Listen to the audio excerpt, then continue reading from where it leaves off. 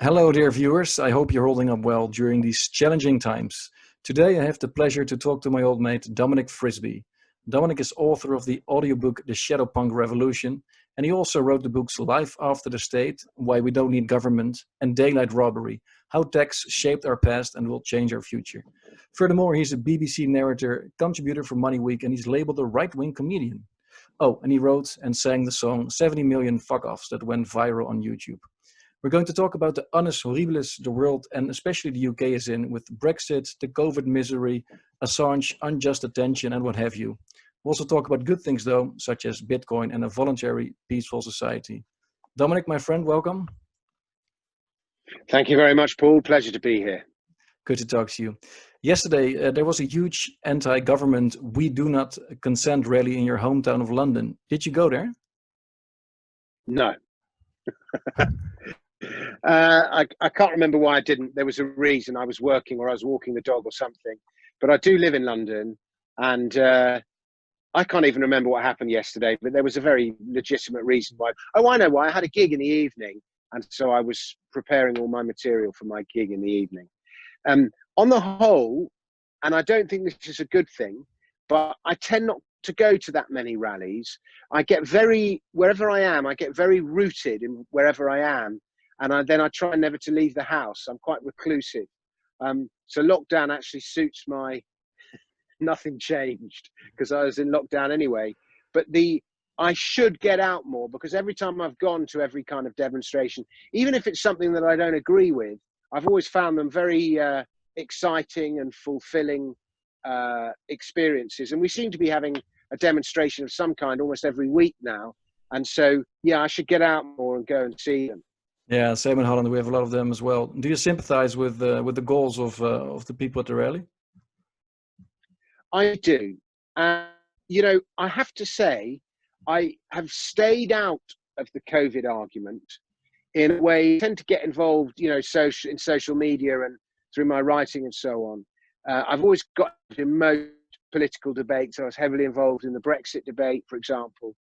And, you know, like you, I've been heavily involved in the money arguments, and you know, I've written documentaries all about the injustices of the horseman, and I co-wrote that. So I get involved in arguments, but I haven't got involved in the COVID one.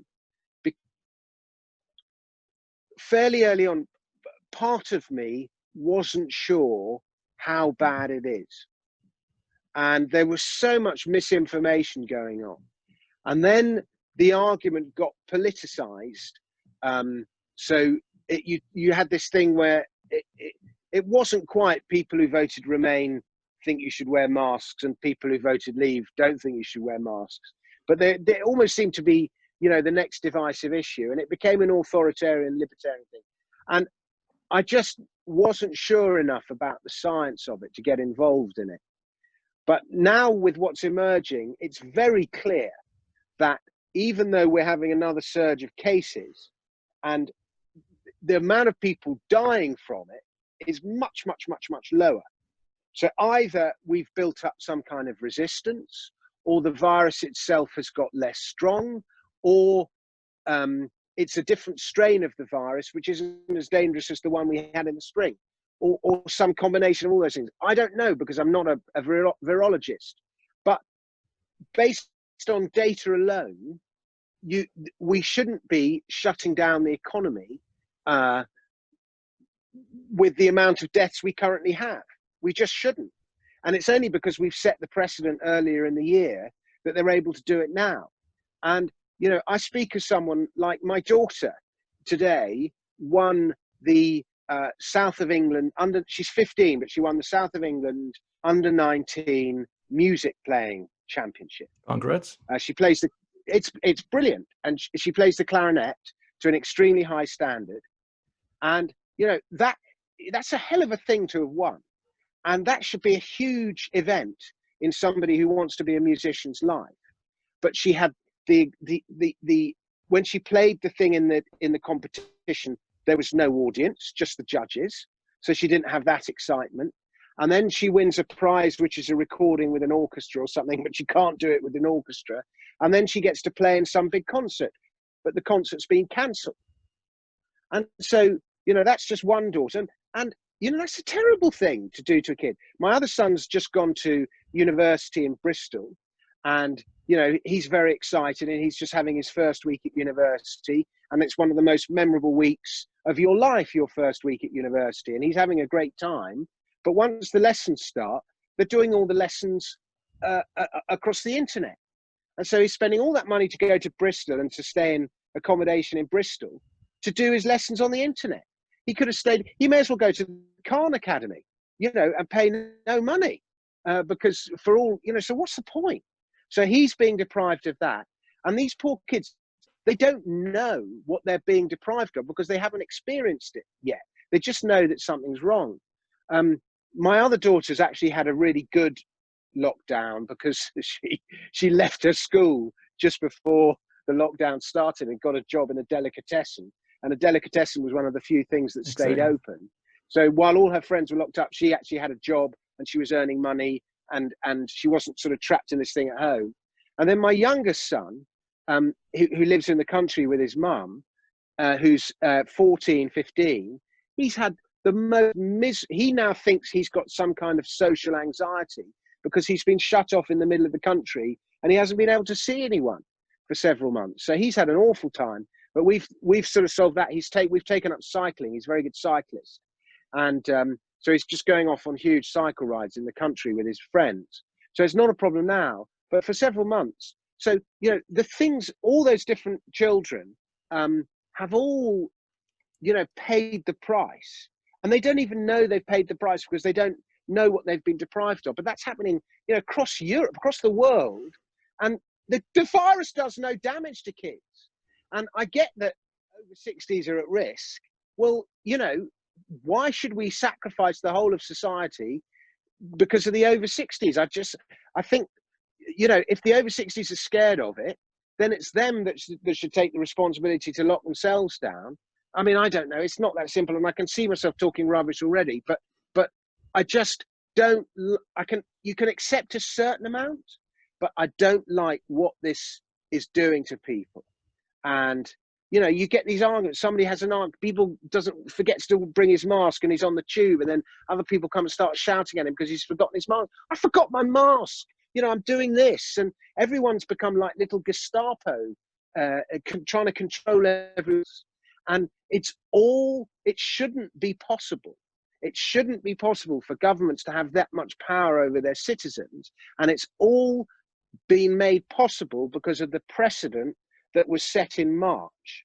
And once you set precedents with governments, once they have this power, it's the same as the fiat money conversation that we've had, you know, a million times. I'm sure your listeners are sick of the whole fiat money argument. But, you know, once the government sets the precedent of printing money, once the government takes itself off the gold standard in 1914 or 1971, depending on which country you're in, you know, and then starts printing money, then they set the precedent. And it's a never-ending growth in power, and the tentacles of government just go everywhere. And at some point, you just got to go. Either you've got to explode the octopus, or you know, it's no good cutting back its tentacles. I just think, and maybe I don't know. So I'm quite frustrated, and I'm sure a lot of these things that I've just said to you now were being articulated at these protests yesterday. I'm also of the mind that, you know, protests are good. They bond people, they form alliances. But what government ever listened to a demonstration? I remember, you're probably too young to remember this, Paul, but I remember the huge marches over the Iraq War in, was it 2000, 2001?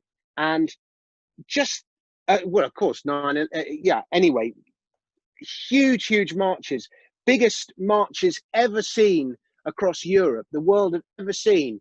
People marching all over the world, don't go to war with Iraq. And Bush and Blair just went to war anyway. Didn't make any difference whatsoever.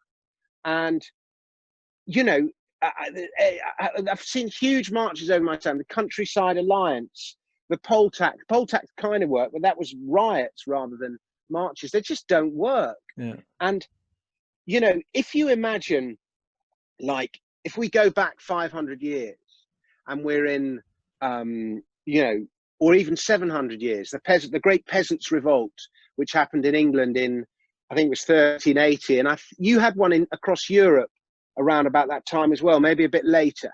You had a big Peasants Revolt. And, you know, in those days, a peasant or, you know, could get a club, or he could get a stick, and or he could get some metal, or he had the thing, you know, a hoe. So he could get a weapon. And the difference between the peasant and the government soldier wasn't that big in terms of the weapons they had. It was big, but it was still big to the extent that it wasn't a completely unequal fight. But now, if the citizens want to rise up and revolt, at least in America, they've got guns. So it's not that unevenly matched between the citizen and the government. But in Europe, we can't. We just, and by the way, this isn't me talking about we should all own guns, because that's one of the libertarian arguments which I'm not quite settled on in my mind. But the fact is, the government have got the guns, as well as the money printer. They've got the guns, and the ordinary citizen doesn't. And until they're equally matched, the only way you can overthrow your government is through the ballot box. And we all know how rigged, you know, the party political systems are in our various countries. In the UK, we've got the two-party political system, and you just can't get rid of it. Yeah, and but you just Holland, at vote least, for the least worst. Yeah, but in Holland, at least, we have a lot of choice, of course, when it comes to politics. And in March already, we have elections. And you can already notice that when it comes to the measures that are being taken now to fight COVID, that the government is very hesitant to implement new measures, because they know that if they are going to be too harsh, and the number of the mortality rate stays relatively low, then of course the current leading parties will be battered on election day. So at least we have that coming up in the next few months, which gives us hopefully at least more tailor-made measures instead of another brutal lockdown, because for sure the government's not going to survive that. But anyway, I mean, in the UK, it doesn't matter if you vote Labour or Tory, you still get the same civil service. And they're the guys who, you know, it's just a different paint on the same thing. What I'm interested to know, and perhaps you can answer this, is we keep comparing our lockdown strategy to Sweden. That's always the example that gets used. And Sweden got it right, and the rest of the world got it wrong. And Sweden trusted its people, and it did its herd immunity, and now they've got the lowest cases, and blah, blah, blah. Are the Swedes really proud of what they've done? That's one question. And is the Swedish government popular for what it's done, for the choices it's made? Or are the Swedes as sort of angry and divided as everyone else seems to be? Do you know the answer to that? No, I don't know the answer, but Sweden is always a bit of an interesting case, because at some point you could not refer to it, or they always refer to it like, see how bad things are managed there, and then now things are relatively fine in Sweden. You're not supposed to reference Sweden. So Sweden from the start has been a bit of a weird case, of course. But I don't know to what extent the government is popular there. They have other problems as well going on there. But it's, yeah, I mean, they've got all their immigration issues, haven't they? Exactly, yeah. But you tweeted in August something like that you were fearing that Britain was sliding into a totalitarian dystopia. Is that really what you feel at the moment? Well, I think I might have been joking. I think I said that. I think I was saying something like, buy my new book before Britain slides into totalitarian dystopia or something like that. But the problem with writing stuff in print is your little eyebrow movements, you can't stick them in. And so sometimes stuff gets lost. I think totalitarian dystopia is probably a little extreme, but and the whole every person I talk to in all walks of life, and, you know, bear in mind, I live in like zone 2 of London, not in the middle, but, you know, 3 or 4 miles from the centre of London. And so there's sort of all sorts where I live. Everyone is just shaking their heads and going, what the fuck's going on? This is insane. So, but the thing is, it's rudderless.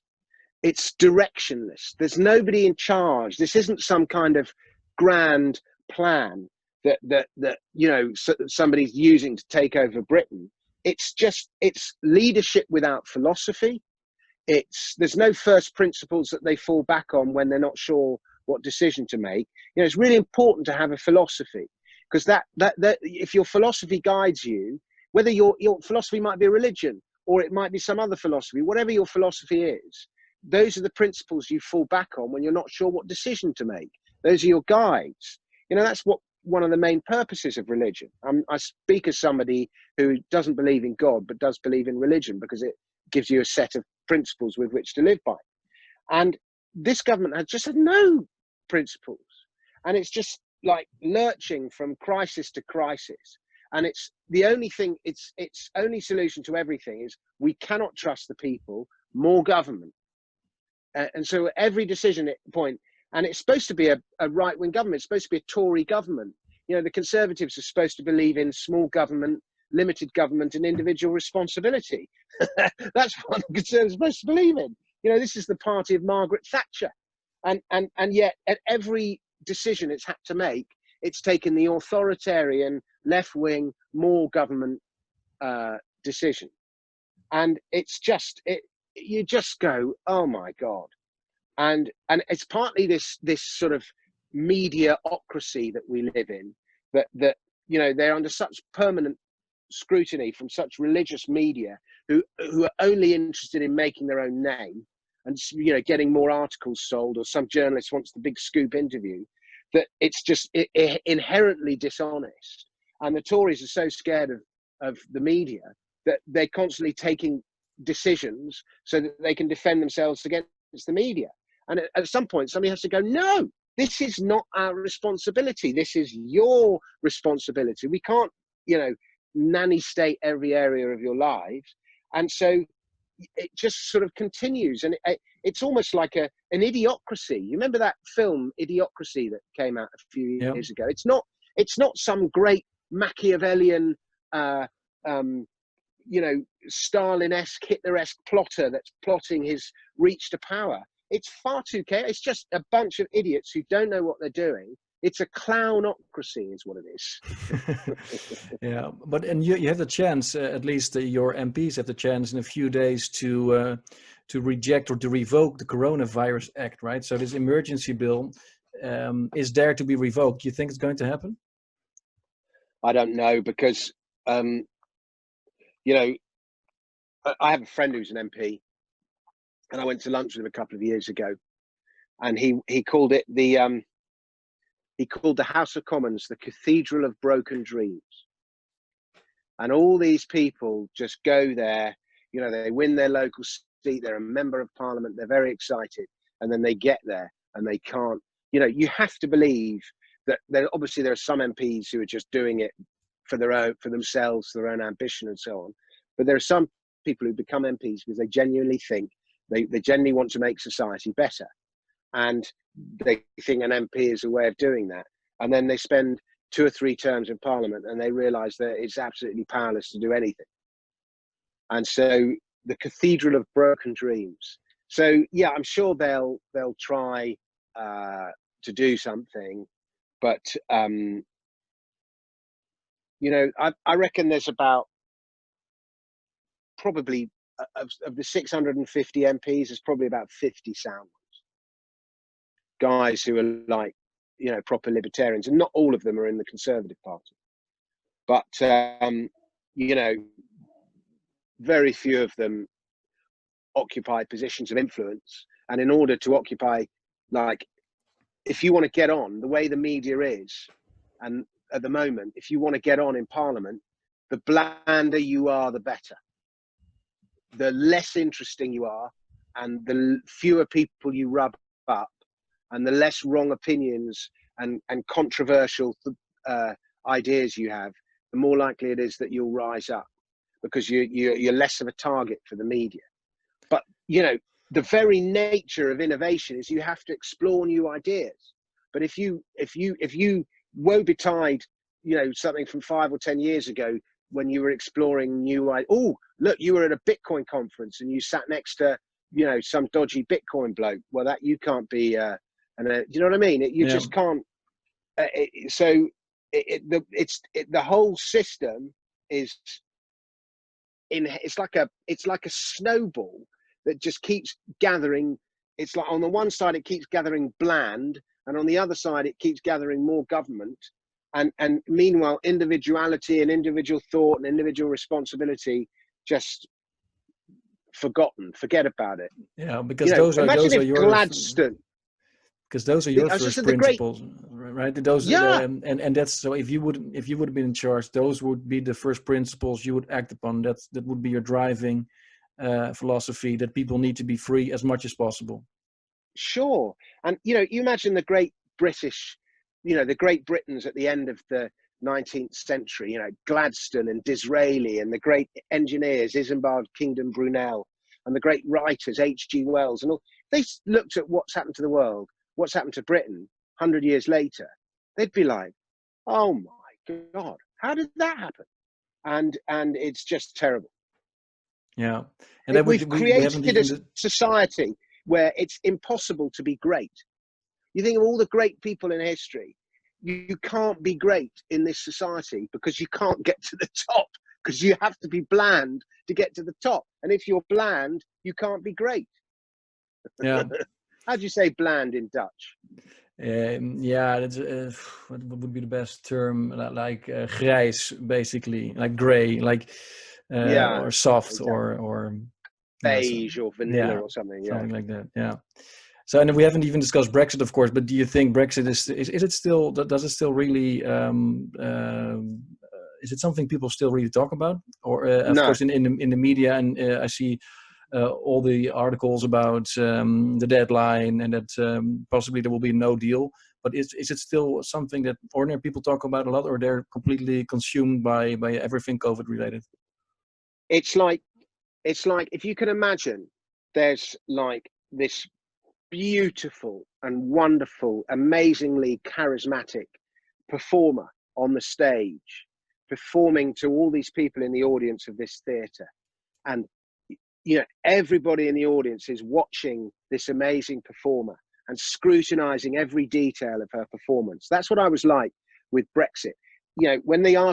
When the Parliament was trying to stop it happening, and there was this huge campaign to undermine it, every tweet, every bit of news, I was like following it and just watching all the villains and everything. And it's like this huge, great. Do you remember in Monty Python, they used to have this hand that would come down and just squash it out? It's like this huge hand has just come in and squashed the performer, and it's just been replaced by this giant, which is the coronavirus. And now everyone's looking at the coronavirus, and a few diehards are still studying Brexit. And they're like, we haven't got a deal. Are you seriously? We still haven't got a deal. We still can't agree on fishing rights. You're still putting your thumbs in about that. And it looks like, in the arguments, it's just so petty. And it's just, I mean, of course, I'm British, so I think it's the EU's fault. And the British people are just trying to secure a decent deal for themselves. The EU don't want to give us a deal. So, there's not going to be a deal. There's no way that, unless there's huge compromises on both sides. And so, and the libertarian in me thinks, well, fuck it, who wants it? We don't need a deal anyway. What's it? This is all just nothing to, if I want to buy if I want to buy some Gouda, I'll go to the bloke who sells Gouda and I'll give him some money for his Gouda, and he takes my money and he gives me his Gouda. Why do we need the fucking EU regular blah, blah, blah? Why do we need? If I want to buy a BMW, I'll go to the BMW guy. Here's my money. Sell me your BMW. If I want to buy a bottle of red wine, what's the problem? And they just make it. It's like the self-importance that government thinks of itself, and the total lack of trust that it has in its people to just leave them alone and let them get on and deal with it. Because that's all a government should be there to do, is make sure everyone's safe from invasion, and make sure that people don't go around killing each other. And I think on the whole, most people aren't going to go around killing each other. And if they do, put them in prison. And then apart from that, fuck off out of it. But it's an interesting point. The killing they have point. To micromanage everything. Yeah. But let's say if you are infected, you have COVID, and you would actually transmit the disease by being too close to someone else, you could argue that could be seen as killing someone. And in that sense, it's the Yes. government's role to make sure that people don't do that and they stay at home or whatever kind of lockdown measures, what have you. So how would you have dealt with that situation if you would be in charge? Considering Well, also I'm that you not in want to make sure charge, that and people don't kill each other, and you could argue that it's sort of similar. retrospectively, I think it would have been much better if somebody had gone, look, there's this virus. We don't understand it yet. It could be very dangerous. We're not confident about the data we're getting. We're not sure if the Chinese are telling the truth or not. There's just a lot of what ifs and we're not sure. And so you need to be aware that this virus is going on, and you need to change your lifestyle accordingly. And that might mean not going to work, or that might mean this and that and that, and then just let everyone get on with it. I mean, it's so easy to say that, but it's divorced from reality. But there's a famous quote from Cowperthwaite, who was the governor of the financial secretary to Hong Kong in the 1960s, and he said, the aggregation of 1 million individual decisions taken by individuals in their own circumstances, the aggregation of all that is better than some arbitrary decision taken by a bureaucrat who cannot possibly be aware of all the facts. And I think that has to be your solution, because ultimately COVID-19 was bad, but it wasn't as bad as the Black Death or something. It killed people. It's worse than the flu, but it was never going to wipe out a quarter of the population. And they were behaving as though it was. It's like all these virologists have been waiting for this global pandemic for so many years. It was like, finally, we've got our pandemic. Here's our moment. This is our Andy Warhol 10 minutes coming up now. And, it was bad, but it wasn't as bad that warrants, like, I'm sure more people have had their lives ruined by decisions that have been taken, but by things that have happened as a consequence of the government reaction to COVID than COVID itself. And that's easy to say because, I'll probably get, there's bound to be somebody watching this who's had a loved one die of COVID, and they'll just go, this guy's talking shit. And, maybe I am, but I can't help thinking that the government reaction is more damaging than the disease itself. Yeah, we know from government actions, there are always all sorts of unintended consequences that are very harmful. Oh my God. Yeah. And what would be the consequence for you personally if Brexit goes through without a deal? How would you experience it in your life? What kind of things will change for you? I could imagine price will go up, or of some products, or any other things. Do you expect unemployment to go up and the economy to tank, or? Well, I don't see how unemployment goes up. Like all the things that the fearmongers said would happen if we voted to leave the European Union. Stock price collapse, house price collapse, unemployment, loss of £4,000 to every house. All those things that Project Fear said have happened, and they've happened because of COVID. Had nothing to do with Brexit. And things are such a mess. It's almost like it can't get any worse. It's hard to see how it gets much worse. Yeah. And I'm not entirely sure that's right. If we leave without a deal, I think the price of a lot of things falls because there's less cost of government. You've got to factor in the currency strength. At the moment, the euro is stronger than the pound. The pound is worth more than the euro, but the euro if you took out a 5-year average, the pound is weak, or a 10-year average, the pound is weak. I remember when I was in the late 90s, early noughties, I used to work in France. I used to buy watches. I bought like 2 Omega and an Elbel watch because the pound was so strong against the euro and the franc in those days that I just used to laugh at how cheap Ebel and Omega watches were in France, but that's not the case now.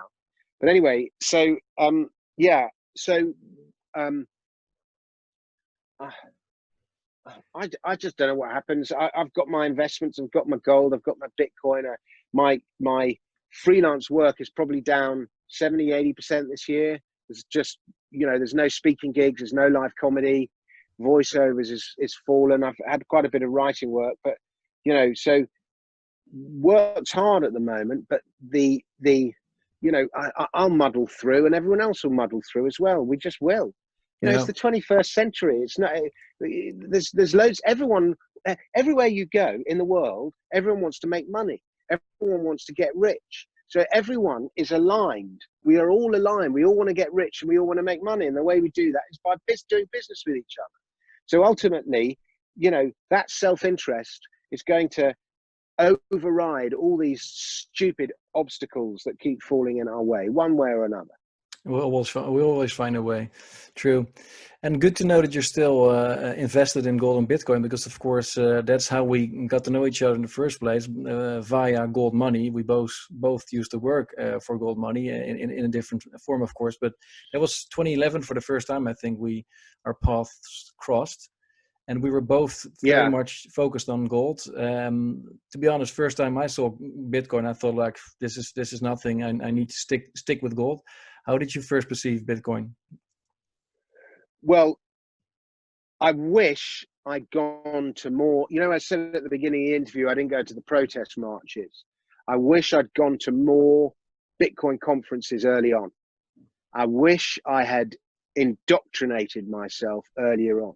And I was totally indoctrinated about sound money at that point and the need for fiat money to end. And I was just convinced that gold was the solution. And when Bitcoin came along, my first reaction was, but you need to back it with gold. I know that's exact same reaction. Yeah, I remember we agreed on that. And it's like, whatever. And so, and that's kind of the old man's reaction. But I wish I didn't. And like I said, when I first found out about it, I looked in my emails. It was December. Christ, I think it was December 2010, and Bitcoin was 21 cents. And I've just read about it in a newsletter. I remember reading about it and thinking, oh, that sounds good. And then forgetting about it. And then every now and then people would email me going, Dominic, you've got to look at this thing. It's really cool. And so, and eventually I looked at it, and then guys would send me Bitcoin. Not like, they'd send me like 5 or 10. It's like, that's how cheap it was, like $1. I'll give you $10 worth. Fine, here's 10 Bitcoins. And for free often, and also. You would just get them for free. Yeah. So they wanted me to write about it and get into it, and they really liked it, and they knew my work and stuff, and then I was writing that film, Four Horsemen, and that took up so much of my time that was the time when I should have got into Bitcoin. And again, it was like less than $10 then. 2012, and then it just went bananas, and it went to $1,200 an ounce, went to the same price as an ounce of gold. And that was that 2013 or 2014? 13. That would have been 2013. And I had a few, but I was very invested in mining companies at the time. And one of my golden rules with mining companies was not to buy a mining stock after it had doubled. And Bitcoin kept doubling. And I was like, I'm not buying it if it's doubled. I'll wait for a pullback. And the pullback never came. And then, so it kept doubling. And then I remember I was trying to buy some physical Bitcoins on eBay. And I thought, I'd just wait. And then I kept getting outbid. And like, who's buying these bloody things? And so it was a real shortage. But I still wasn't totally indoctrinated. And I was just thinking, I'll just stick 5 or 10 grand in like a mining stock. But I still had quite a few. And then, it went to 1,200, and I was like, "Oh, you idiot!" And so that's what I wrote the book, Bitcoin: The Future of Money, and it was actually the first book about Bitcoin that was published by a recognized author, the very first one. But it was published in the first Bitcoin winter. That's when it actually came out, and so I never got an international deal because everyone in America was like, "No, it's gone, it's finished, it's over." And then his name, Nathaniel Popper's one and Safety Amadeus's one, they came a couple of years later. And actually Popper's one was only a few months later, but Amadeus's one was the Bitcoin standard, 2 or 3 years later. The Bitcoin standard, and that's everyone's Bible. But I mean, and it's a good book, but I said everything he said 3 years earlier. And but so the timing of that one, so it never got an international distribution, so that was annoying. But anyway, but I thought I'll make myself into the line. At least I may have missed getting in at these cheap rates, but I've still got a few. But at least I'll have written the first book about it, and I'll be a spokesperson about it, and that worked quite well. And the other problem is 2013 was when gold peaked in 2011, but it was still above. It was still, $1,700, $1,800, $1,900 for most of 2012. It was in 2013 that gold really fell through the floor. And what it fell through the floor more than gold was gold shares. They were just worst place in the whole world. And they were falling 90, 95%. Many of them are going bust altogether. And so I then got into this thing when gold's going up, you believe, and when Bitcoin's going up, you believe all the narratives. Fiat money's going to end, gold's going to replace it, Bitcoin's going to replace it. You believe all those narratives, your biases are confirmed when the price is rising. But when the price is falling, you're like, the whole thing's a load of bullshit. It's a bubble, it's a load of hot air, all that stuff that, Roger Ver or James Turkle or whoever your sort of guru is saying, it's not true. And by the way, I have Roger Ver and James, both of them I hold in the utmost admiration.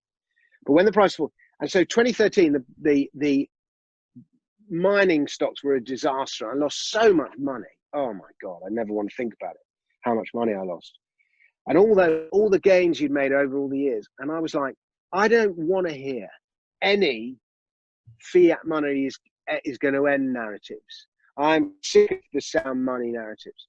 And I just thought, I don't want to go to a Bitcoin conference and be told that fiat money is going to collapse and Bitcoin means the end of banking and all this stuff. Been there, done that. I'm just not going to believe it. I've been there and done it. Yeah. And so that works against me. And then I got but I still had a few.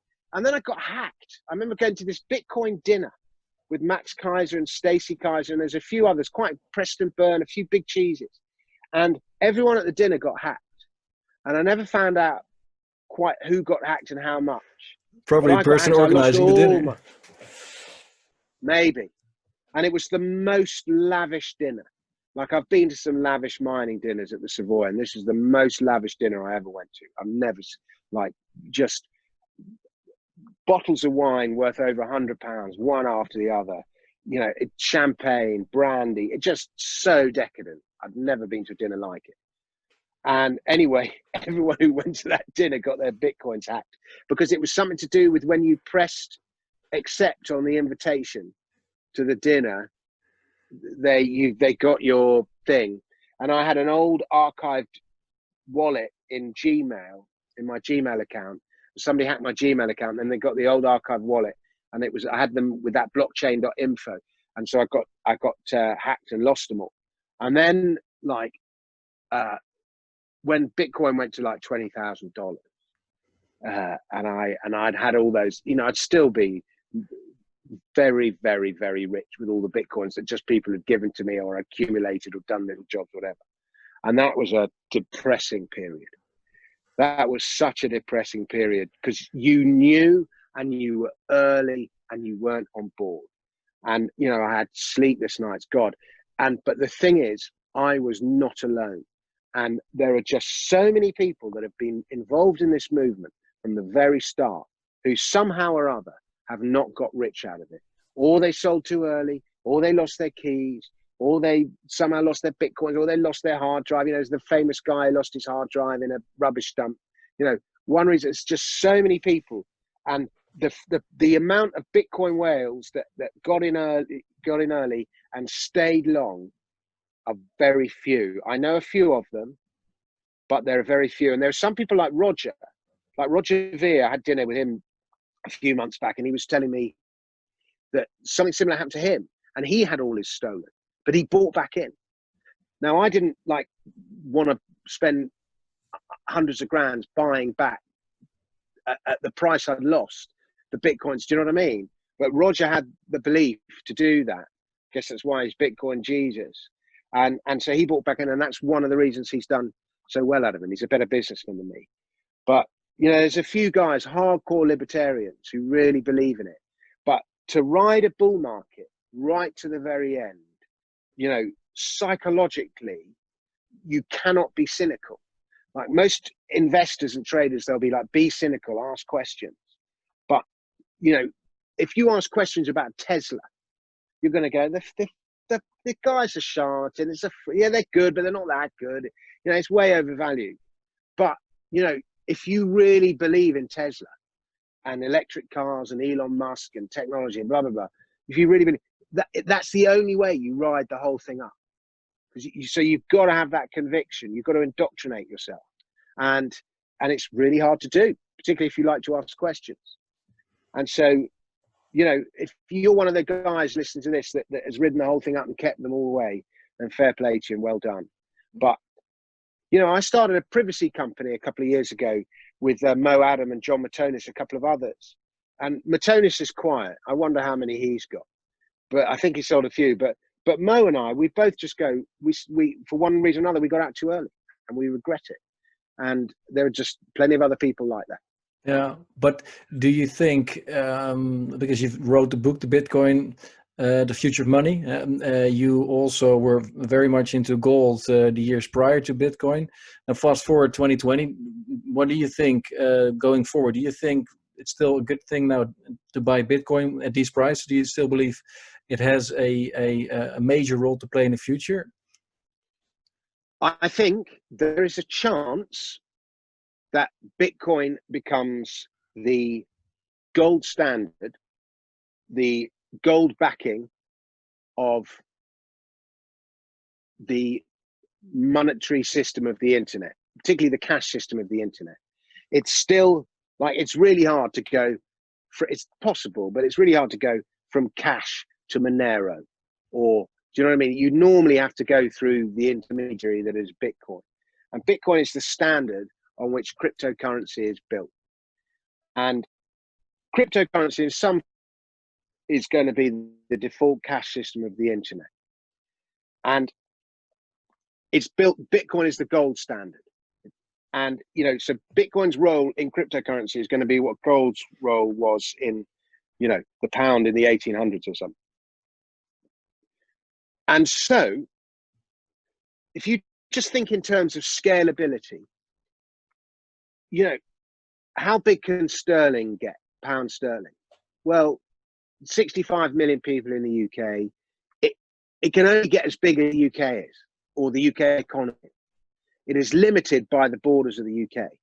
The euro is limited by the borders of the euro. Even the US dollar, the world reserve standard, it's only so mighty it can get. The internet is borderless. So the scalability of internet money dwarfs how big a US dollar or the pound can get to. And I'm not saying that will happen, but I'm saying there is a chance it can happen. And why does it happen? You would want to own a share in that network, in that protocol, which is effectively owning some Bitcoins. You're owning a share in the Bitcoin protocol. That's how I see it. You know, think how big HTTP is. You know, it's the whole World Wide Web is broadcast on hypertext transfer protocol. Imagine if you could own shares in hypertext transfer protocol. How rich would you be? Well, you can own shares in crypto. And so I just think every single person should have some exposure to it, because its potential is so huge. It might go to nothing. Fine, you've lost. But the potential, even at $10,000 a coin, is so huge. Why would you not have at least an option? And so, yes, is the short answer. You should own some. I think we're going into a world we're already in a world of multiple currencies. You know, I've got co-op points at my supermarket, and I buy things with my co-op points. I've got some Bitcoins. I've got some Bitcoin Cash. People will hate me for having some Bitcoin Cash, but I do. I've got some Dash. I've got some, I've forgotten the name of it, that one that begins with S. Stella. I've got some Stella. I've got some Monero. You know, I've got some of all these coins.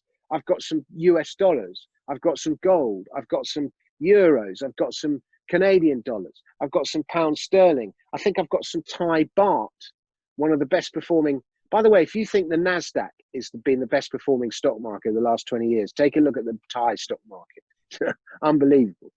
Anyway, since the Asian crisis, Thailand is dwarfed the NASDAQ. So I've got all these different types of money, and depending on my circumstances, I will use these different types of money. Now, accounting in all these different currencies to the UK taxman is a nightmare. But nevertheless, that's the nature of the world in which we live. We have to pay tax, otherwise we go to prison. So we have to do it. And so accounting is going to get increasingly complicated as we have more currencies. But we're just going into a world of multiple currencies. You know, China has adopted to digital money and crypto money much better than Western governments have. I know all the Bitcoin miners are there in China, but even the Chinese government has got its digital yuan. I've done a huge piece on YouTube about how much gold China actually has.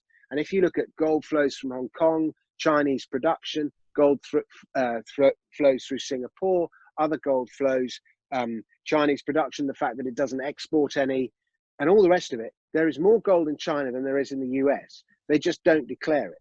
Because for the China to say we have as much gold as the US does is effectively a declaration of war. But, you know, I don't think, you know, China's an authoritarian government, and I don't think authoritarian governments want to put their current money on a gold standard. But internationally, if there is some gold backing their currency, it gives it validity. So from that point of view, China is interested in gold. In terms of freeing its citizens, I don't think it is. But, you know, but there's some kind of yuan digital currency thing coming, and probably quicker than we realize. And I see enormous potential in Facebook's Libra coin. I know it's like Europe can't stand the idea of it, but if you think, you know, there's 350 million WhatsApp users, for example, in India, and they announced Libra in Asian trading. They didn't announce it in European or American. That, you know, it's the Asian market they're going for. But every Facebook user can or WhatsApp user can send each other money over WhatsApp. You know, that I wouldn't invest in Libra coin because I don't think it's going to go up like Bitcoin is. It's going to be effectively a stable coin. But I see enormous potential for the system, and you know, it could be like the M-Pesa is in Kenya, but on a different scale.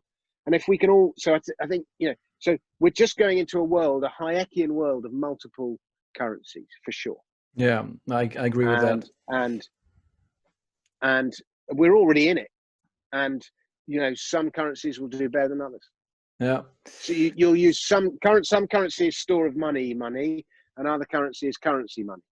And with the way things go in Europe, we may end up in a few years also introducing back our national currencies here. So even more choice. Well, that was very, very interesting, Dominic, to listen to you. I realized that we've consumed already quite some of your time. It would be nice to talk a little bit about your audiobook. I started listening it. And so far, so good. I haven't been able to finish it just yet, but tell a little bit more about your audiobook, The Shadowpunk Revolution. The Shadowpunk Revolution is the best audiobook you will ever hear if you are interested in Bitcoin. I wanted to write I just find the story of Satoshi Nakamoto and the thriller that is Bitcoin, I find it the most exciting story ever. And I wanted to write an allegory about Bitcoin and privacy, the whole privacy narrative, where your data is used. And so what we did is we set it 10 years in the future. And we had this idea that some techno activists who were physicists, not cryptographers, they were physicists, had invented these privacy codes, these invisibility codes. And they'd invented the codes to protect individuals against corporate and state surveillance. And that's why they've invented these coats. But criminals have started using these coats for all sorts of nefarious purposes. And this police officer discovers these coats, that people are using these coats. And he goes on this big mission to uncover these coats. And then he goes on this big mission to find out who invented these coats. So it's a great, metaphor for Bitcoin. But best of all, like when I was little, I grew up to the War of the Worlds, Jeff Wayne's War of the Worlds, narrated by Richard Burton, that fantastic rock soundtrack. And I love the old 70s concept albums. You're too young to remember this, but the albums, the media of the time is determined by what's available. So albums were huge in the 70s, 80s and 90s. But then along came iTunes and albums died a death. But with this huge audio revival we're seeing now in podcasts and audiobooks and everything else, I think the 70s concept album is going to come back in a different form. And I found this, I saw this show, this play, and it really wasn't very good, the play, but it just had this musician who was doing all these sound effects in the play, who was just the best thing I've ever seen, a guy called Asaf Zohar. And so I approached him afterwards. I said, I've got this idea for this sci-fi rock drama.